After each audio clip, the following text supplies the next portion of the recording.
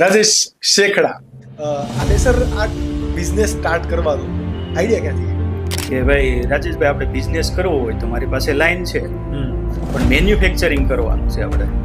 પછી અમે લોકોએ સ્ટાર્ટ કર્યું કે ભાઈ બિઝનેસ સ્ટાર્ટ કરીએ આપણે, અને ઇન્વેસ્ટ સામેવાળી પાર્ટીનું મહેનત મારી 50%. એટલે 1.5 વર્ષ પછી એમણે એવું કીધું કે ભાઈ આપણે ઇન્વેસ્ટ તમારું નથી એટલે તમારો હિસ્સો ઘટી જશે. મેં કીધું કાંઈ વાંધો નહીં, પણ 16% હિસ્સો કરી નાખો, 84% એમનો. ત્યારે એ સમયે તમે કામ શું કરતા? ટ્રોફી બનાવવાનું ચાલુ કર્યું હતું, પણ ટ્રોફીમાં સક્સેસ ન મળી. એ સમયે મેરેજ આલ્બમનું કામ કરતા, જોબ વર્ક કરતા, કોઈનું નાનું મોટું કટિંગનું કામ આવે તો હું કરી દેતો. શરૂઆત મેં ત્યાંથી કરી હતી. હું વયો ગયો ગામડે, મારા મમ્મીના ઘરેણા હતા, મેં પાછા આપી દીધા.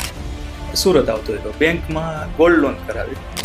શરૂઆત લેઝર આર્ટની 2012માં કરી.